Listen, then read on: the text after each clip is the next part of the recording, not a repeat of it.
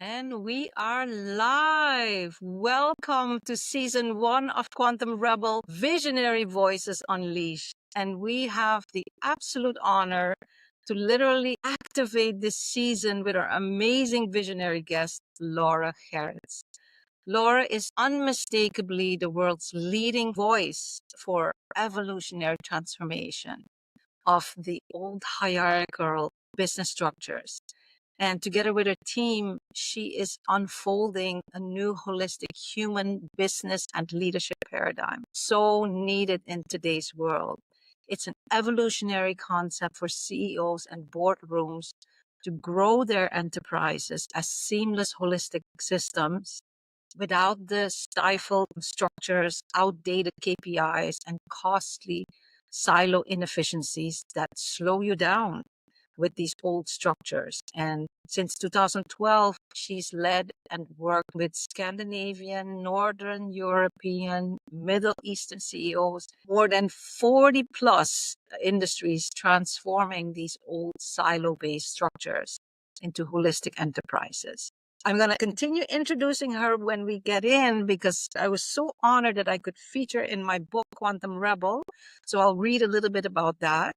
But before I welcome our extraordinary guest on today, I just wanted to let you know where you're at because this is an intentional space where we're co-creating.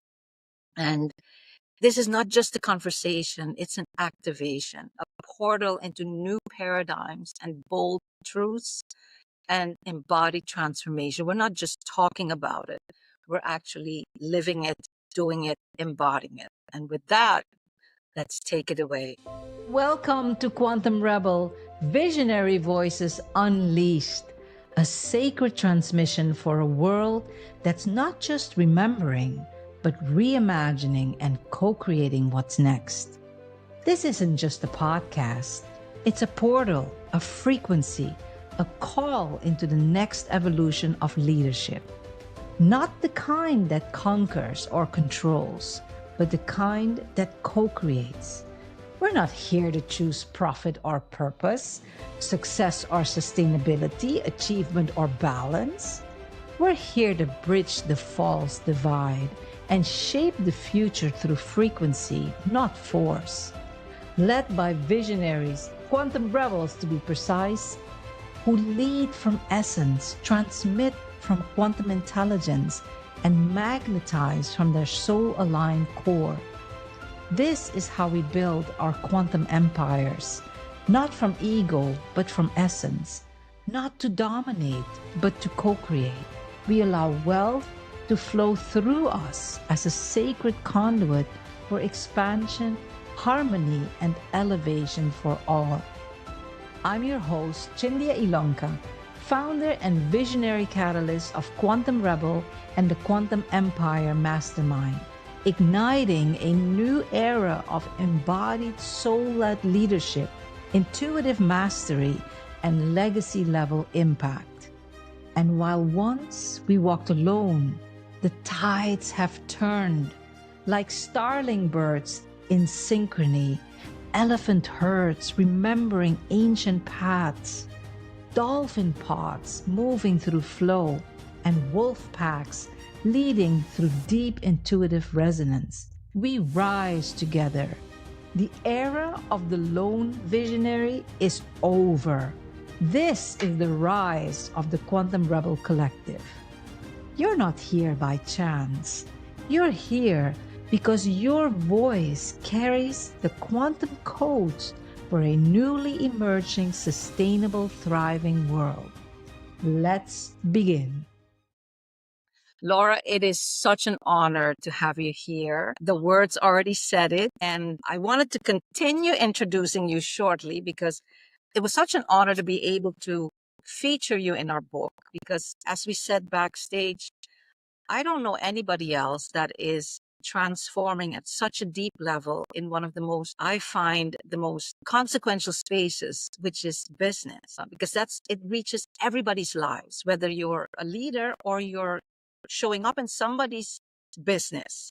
And that's why you inspire me so much. So you showed up in two places. This one is chapter 15, which is quantum execution, the 7 key principles. And here I said, visionary co-founder Laura Gerrits is a trailblazer in the field of holistic business transformation. Her pioneering work is shifting classical management while crafting the holistic business legacy, leading the way in transforming hierarchical business structures into new holistic business paradigms that empower CEOs to develop their enterprises into seamless holistic systems. This future-oriented holistic management approach lays a solid foundations for generations to come. Laura, I am so excited that I can share the stage with you here today. Tell us, I think one thing that inspires me is your vision. You have an amazing vision. Maybe that's a good place for us to start because that will weave into your big why. Let's try to uncover that vision and how it was born.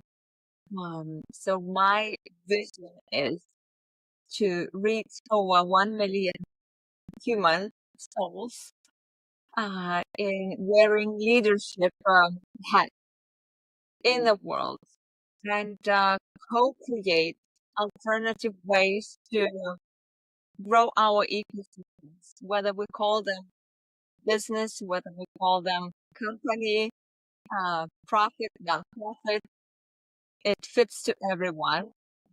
But what I mean, holistic business approach, it is that we are saying goodbye to growth at any cost, meaning that at some point in life, we probably all achieved everything, but at some point lost our soul. And that's the completely different approach. Let's just say revolutionary approach where we are shifting all of the system conditions, hierarchy leading from the top, going into leading from the center, thinking purpose, profit, people, planet, soul, without silos, as you mentioned, all of these efficiency-driven key performance indicators that every time you are being asked, you feel as you want to defend because there is internal conflict within you. At least that's what a lot of us experience. So that's my vision, and I really believe that I've been placed in this world to do it. I don't know where exactly how it came to me, honestly, but more or less I was downloading it from the very young age. That I grew up in Soviet Union. My parents were workers, mom and dad worked in manufacturing companies, and we didn't have a lot living in the closed Soviet Union, right? And I vividly remember me sitting in the kind of playground in between those big block buildings where my friends were playing, and I would be sitting on a bench and thinking, what is outside this block building? What's outside in this world, which I don't know? And there was this some kind of voice within me that was, and still till today, leads me. That is so inspiring because I always get asked that question, Ilonka, how did you get to do what you're doing now? Because if I look back, I knew and I didn't know. Like you say, I'm very young. I always knew I was different. I looked at the world differently. But then I went into the real world. And, if you had asked me then, Ilonka, is this what you'll be doing?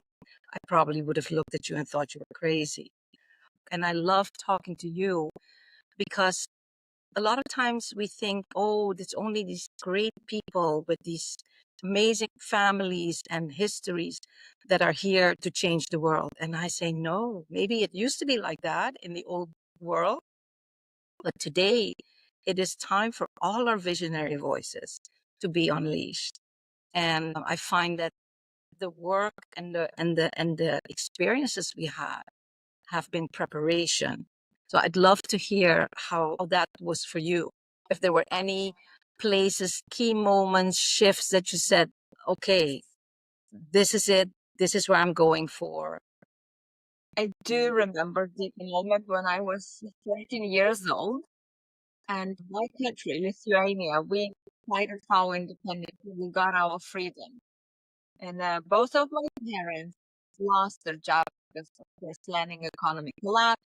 Some of the factories been closing down. My mom started working in a hospital, like bringing food, and serving breakfast and lunches to the patients. And she would be bringing bread and butter home simply because it was a moment there was nothing in the grocery shop. We didn't yet have like proper sustainable currency. And I was eating that bread, I don't know, for breakfast and lunch and dinner with honey or with butter. And there was this voice coming out of the blue saying that your kids are not going to live like that. You deserve to create something better for them. And that kind of instilled some kind of drive within me, or hunger, where I started to learn English. I was studying German, and I've really been moving with the speed of the light. And fast forward, I started moved to Copenhagen and lived in Denmark for 10 plus years. And after my graduation from Copenhagen Business School, as probably every student, as a young, we try to find a good job, and it takes a while, right? Because you are young and skillful, and it happened again, so that I was neglected by a lot of companies, and I thought, all right, well, if you don't need me, I need myself. Let's try to figure out what I can do in this world. So that's how I started my first manufacturing business. And at the age of 24, I was leading a company. We're producing clothes for various designers.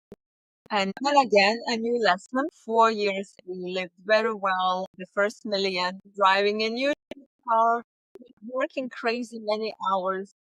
Lost my first marriage due to that. Been not sleeping well and always questioning myself. Can I pay my 100 employees on time? Can I take orders in, making sure that I can deliver promises?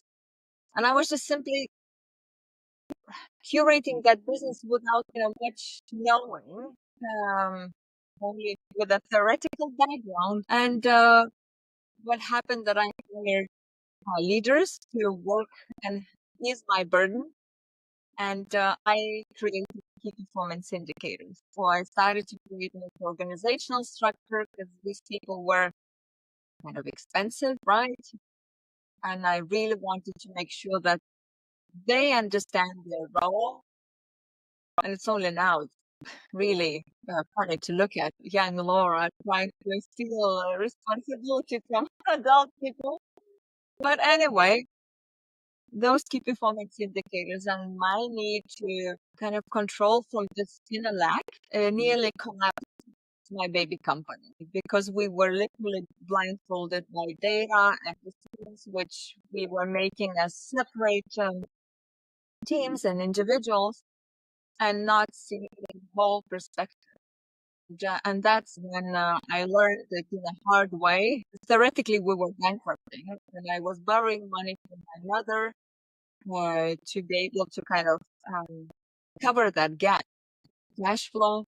This is where the curiosity to understand how can any founder, as I was in those shoes, grow the company by seeing the whole and not experiencing burnout, leading from certainty rather than from lack or fear. And back then, I didn't know anything about systems thinking or nothing. So again, another kind of dot leading to where I am was that I sold this company and went to work for in a Scandinavian bank as one of the leaders. And very soon, like, within the first week, I understood that they are having this as I experienced in my manufacturing companies, just that their service are far more bigger. And this is where I said, that's my playground. But I love what you say, Laura, because I write about this. This is shift 4 or 5.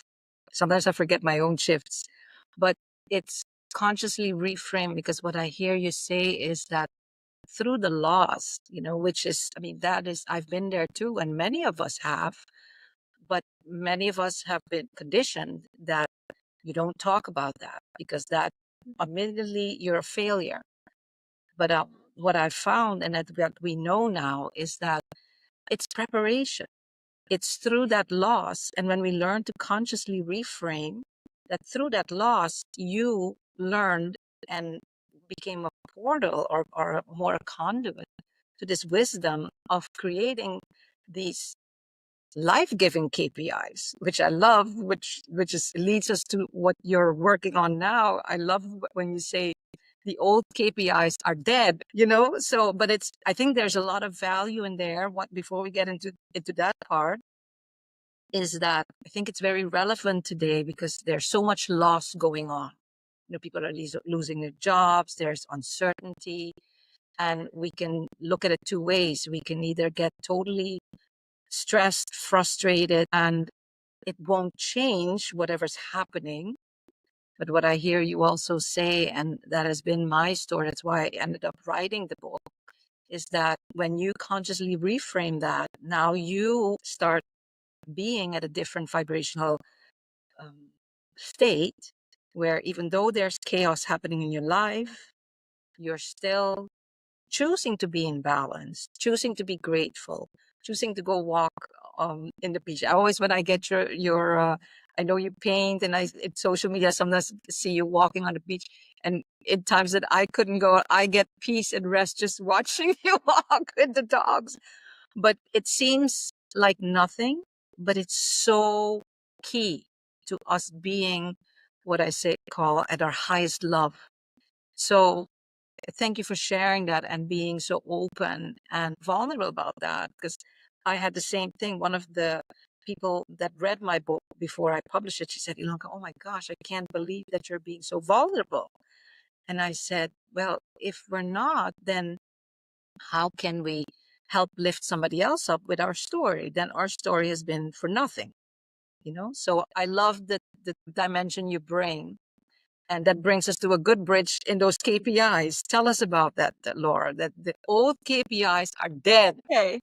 I guess it was also when I worked in a bank where we've been introduced to a big international company of consultants, McKinsey's. Back then, yet, what probably in Europe spoke about lean or to your production system as such. And they created a training for leaders. We've been pulled out into this 2 days trainings in Riga in a nice hotel. And here they are presenting a whiteboard where all key performance indicators are set up, identified, decided by someone. And I remember I was still like 28 years old or something, listening to the training, and internally I was rebelling. I thought, it can't be true. No, it can't be true. And I was trying to understand what I could do with that. So what happened was that we didn't follow the app, and with the entire team, we literally been sitting down and trying to understand what is the value we are here to create for families that are in the bank, for kids, for singles. Just really having a talk and understanding what is that impact of purpose or value we're here for, what drives us, and how can we measure that? And it was so simple to the core that suddenly everyone got engaged and was really delivering fantastic results in my branch. And once I got out from the banking company to work as a hands-on consultant, that's what I saw in all of the either big or small companies. It was these metrics killing our soul and really silencing, and people are like, we get frozen every time they pick up during the meeting of kind of that performance indicator. And I was thinking, like, why is that? We are kind of designing it in this way, even though we want completely different. As humans, we want to be motivated. We want to be able to feel free, right? We want to be not just accepted. So how can we create a measure? Because we still, our still linear mind wants to have the pulse of the business, and that's totally fine. We need profit for impact and other things. But how can we create those key performance indicators that are completely different? And now, to make my story short or summarize, I came up with this 4 KPIs called keep purpose intentional, keep profit increased, keep people involved, and of course, keep planet improved. And all of that can be done when I'm stepping in and leading from center of my soul. That's the only way. And that's the only uh, initiative which I am curating with the Holistic Business University. I love that. I write about that in the book. It is time now to set your soul free. And I say, it's not dogmatic, it's not religious. You can keep your religion, you can keep your beliefs, but all of us, we're part of this greater whole of this quantum universe. And once we start, not only recognizing, but being courageous enough to step into the uncomfortable spaces. And that's the next thing. I'd be very great to talk to you about that. A lot of time, at least for me, like when I published my first poem bundle, I was like, oh, I'm ready now, to go into the world with all this wisdom. And then it took me 13 years because I wasn't yet the person that could hold this wisdom and literally show up in places and really be who I am without watering it down. And that's what a lot of us still do because we unfortunately not yet have, it's not the standard yet. With what you're bringing into the world, it's more and more businesses are opening up to this more elevated business structures. But many of us are still showing up in toxic cultures where it's only about the bottom line, and the people who make the business great don't have a voice. It's like they're transactional. They're like just a piece in the puzzle instead of that they're a human, a body, soul, mind, and heart. So I find that very powerful how you now also have put it in a framework that makes it easier easier. It fits in a business structure.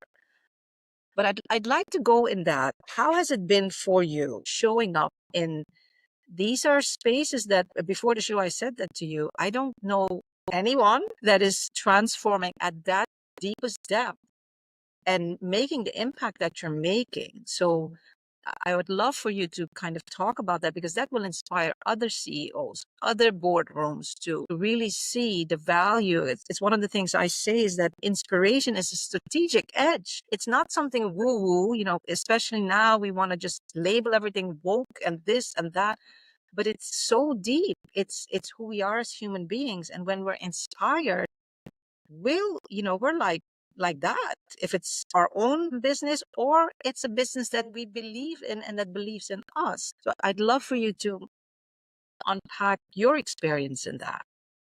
All right. Where should I start? That's a big question. It's a good one, ILONKA. It is, I'm thriving every minute. And if I would be sitting here and say, that I have all figured it out and I have all the systems in place and I have a huge waiting list that I can step into to work with, it wouldn't be true. I think to me, when it comes to kind of my own integrity or soul, quite often, especially in the last 2 years, ask myself, how would my soul behave in this situation? Even though I look at my cash flow of the university and I see that in a couple of months, I'm running out of money if I'm not taking, for example, some contract. But I think when it comes to human relationship and you being or not selling it when you wanna unfold your purpose, the customer comes in, our client comes in, company comes in, and then they say, Laura, we want OKRs. Well, they're hooked to the methodology, right? I heard it somewhere, or they say we need to create a strategy and we need to deploy it so everyone understands where we are going, why we are going there. It's the right intention. So I do try to understand what is it they want and vision, and then always kind of frame that it's gonna be a dance together, and I'm not gonna withhold any of reflections which I see in you as the CEO. And please do not withhold anything that you see in me, if we're suddenly kind of standing in our own way of what we want, our own way of growth. So I guess kind of be rooted in that integrity. I even have the feeling in my body when something goes wrong. I have that feeling before I can voice it over. It's either I can't eat anymore because there is this conflict somewhere, or I just don't want to do anything for, let's say, that customer. So I begin to come up with million ways to not sign a contract with them. So I guess, uh, yeah, being brave enough to not lie to yourself. And even though I wasn't that either, when it comes to other things, like not the part choosing the customers, but other parts in my life. But asking yourself, how would your soul behave now? That's the question which was helping me. That's deep, Laura. That's deep. And I know sometimes we tend to be a little bit shy about ourselves, but I want you to talk about the world record initiative that you all did, because I followed it and I listened to the CEOs whose lives and businesses you've touched. And I just, you couldn't not be inspired.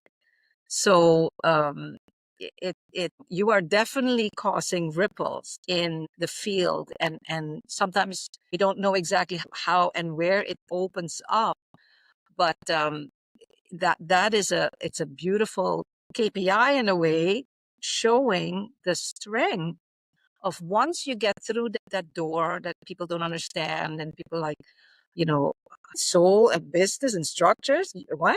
You know, once you get through that, and people, I find too that the right people will know, the right CEOs will be attracted to it, and then it's like the water ripple. That's why I talk too about we're really now in a phase, I believe, of our humanity where once we were doing things alone, now that we come together, we amplify each other's voices so that together you get this, like you have in nature, this beautiful soul intelligence that we don't fully understand, that is just causing immense amplification.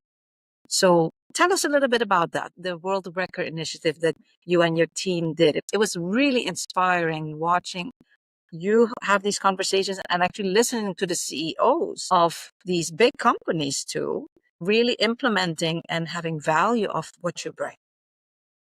Okay.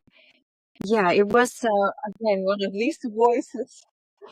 When walking with my dog in nature, I thought, as kind of a single mom, I can't travel a lot. And I actually would rather choose to live where I am and be surrounded by nature. And I was still thinking, what is one way to reach those souls, as you say, the ones that would respond? And I was thinking, what would that give me? I needed validation. At that point, I really needed validation that my mission, I feel pulled into, is needed in the world. And I thought if I have the desire to create that vision, there should be people who need that.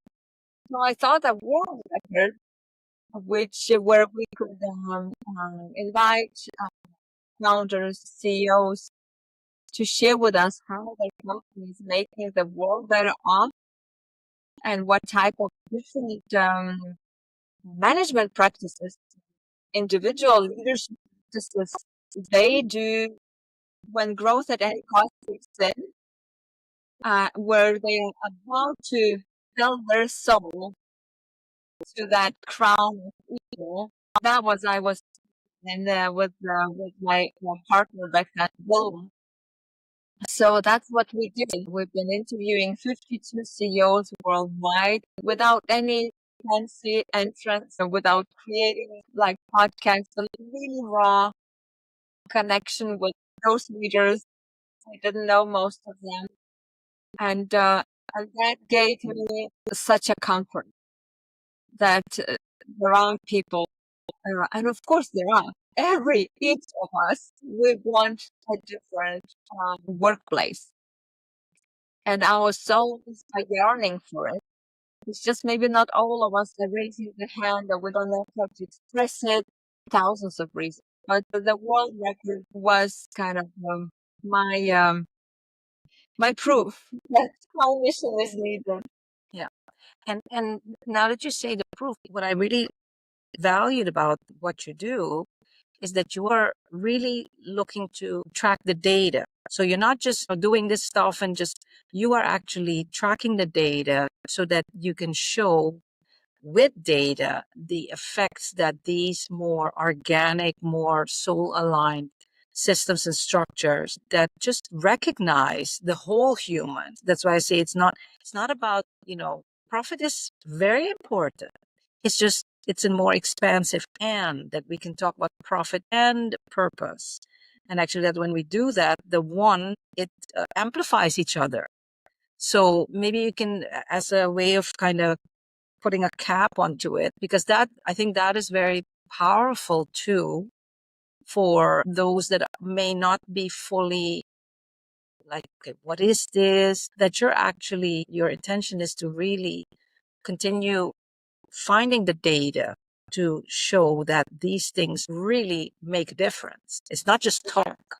No, and with my mission, I've always been saying that I have this mission to create a lot of co-create case studies, meaning stories that are provable, not only in the experience, but also mentioning in the outcomes. So with the world record, we were asking the specific question, I'm still gathering data now for the book. It is so what, as I mentioned, what practices do you do as a leader at the moment where you feel that you are by shareholders to make a decision that is not integral with you. And I really wanted them to share, practices that they would not normally share with anyone else. And that's kind of the data I was looking more for than the bottom line data and other things. Because I thought normally business books don't speak about that literally phase, period. In every founder's or leader's life, they when they we are pressured a lot, right, in this old paradigm to deliver fast profit, and of course we do need it. But then the question is how we capture ourselves, where our awareness is, and what do we do with it? So what they were sharing was profound, Ilonka. Some CEOs, male CEOs, they were sharing that they are driving out to hug, like literally, they drive out from the office and they have a specific tree where they hug that tree. Others, they were sharing that they are, walking, of course, that they're meditating, they are talking with themselves. So many brilliant, soulful, driven behaviors.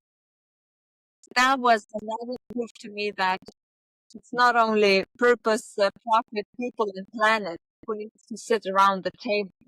Your soul has the center table, and that's what data which we've shared as leaders in those interviews. That is amazingly powerful because that's how, when you have the data and you're actually doing this in a way that is so structured, as much as structure can become, I talk about it being, it's structure and it's their logic and inspiration, because we need both. And if you just do one or the other, you're just gonna, in one place you're just kind of flying around, and in the other place you're missing out on the expansiveness of what life can offer you and your business. So what I love is that you are actually, through these, really the almost a scientific approach that you bring into your way of doing business, that really elevates this whole space that you are actually innovating in. So it totally resonates with the introduction, Laura.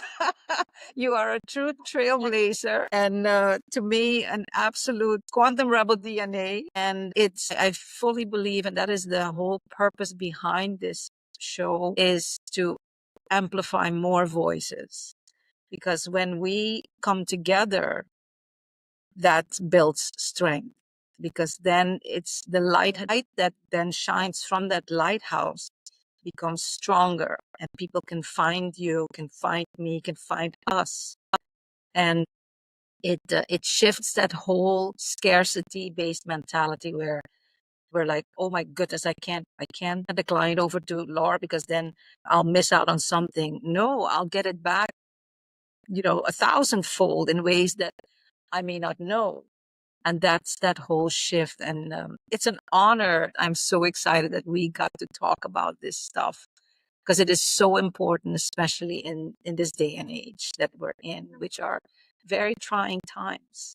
So on that note, what are some words of wisdom that you would like to share with the CEO that may be listening now, or maybe they'll be listening later, somebody that is thinking about starting their own business? What are some words of wisdom that you would share with them, Laura? I probably would want to share with all of the humanity, despite what titles we have, or where we live and what we do. I honestly believe that there is a cause why each of us are here. And even though there might be moments where we can't put it in any logical explanation why we are in certain relationship or in certain company for that sake. But go inward, really go inward. That voice, it's there. Your voice, your soul's voice, whatever you call it, but it's there. When you're less distractions we have from around, you're loud, and you're more you can lean into that. And then, the rest gonna tell you. That is very beautiful, Laura. And I would add to that too, is like, I've been blessed to be for a couple of years in the island of Aruba, which is my mom's birthplace. And so we have ocean all around us. But many of the locals they don't see it. Some haven't been there for a year or something. And I always say nature, and to kind of amplify what you're saying, to meditate, to hug that tree. Nature is like free medicine to our soul.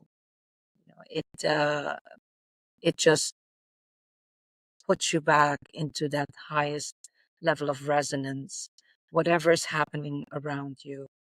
And those of us that are not near an ocean or a beautiful woods, a walk in the park without the noise, because a lot of our modern world, we take that noise with us in the nature, in this place. So I second what you say there, is find that stillness within. And it's easier than we think when we re-immerse ourselves with the gift that nature gave us. So thank you, Laura. And I want to say this is not the end. We have a backstage, a VIP backstage that we invite all our listeners, our guests to come so that we can have a more intimate space that we can go deeper. And it's curated, it's complimentary, but it's curated. So make sure that we preserve the integrity of the space, the high vibrational. So next time, sign up for that so that you join us backstage. And you have some things coming up. Do you want to quickly? Yeah, I could share with anyone who would like to experience. I'm rolling out this global entry initiative every month, a couple of times every month live for any human leader, CEO who wants to see, as you mentioned, the structure, linear and non-linear can coexist, and how key performance indicators can be created so it gives this healthy control for the system that also is freeing your soul and your people to take more responsibility and accountability. So yes, thank you, Ilonka. That's amazing. This is the wave of the future, And what I love, it's integrating the wholeness of who we are, the left logical brain, but also that more expansive right brain that is so creative and that just wants to come out. And I love how you're in this very important space of business, are creating and co-creating and bringing this transformative innovation so that we can have different ecosystems where our people can also feel honored. So it's not just about the leaders. You now create a ripple effect for families, for children growing up in with parents that are not totally stressed out, and so it has an unbelievable generational effect on our humanity. So on that note, thank you, Laura. Thank We're you, going to go Ilonka. backstage. I do want to give a little shout out, or maybe a big shout out, to USA Global TV and Radio, the founder, Jacqueline Kerbeck. She's been amazing. She has the highest level of quality that they put onto their streaming TV and radio network, and we partner up with them. So they're helping to spread the word. It's been amazing working with her and her team. And then I also want to do a shout out to Cohere. I have been on a mission looking, because community to me is the center, because that's where we meet each other, soul to soul, heart to heart. And this is a platform, a holistic platform for conscious creators, coaches, healers, teachers to market, sell, and deliver your services. And I'm still working the kinks out on mine because it's still a learning curve, but they've been amazing. So I just want to do a shout out to them also. And with that, thank you to all the listeners. If there were any glitches, forgive us. It was the first time. Laura, we did it. I'd love to hear from the listeners either now or later. Let us know what stirred in you. And we'd love to take that with us. And on that note, we say until next time. You've been listening to Quantum Rebel Visionary Voices Unleashed. These are the voices re-architecting what's next, not through hustle, but through harmony, not through domination, but through sacred resonance. If your soul whispered yes, you already belong. Subscribe, share, return each week. And if you feel the resonance, come backstage with us in the Quantum Rebel VIP Lounge immediately following the show. Because this isn't just a podcast. It's the uprising of a new era, the quantum era of light. And together, we're shaping a luminous, awakened future from the inside out. Let's breathe that in, feel the shift, and remember, you were born for this.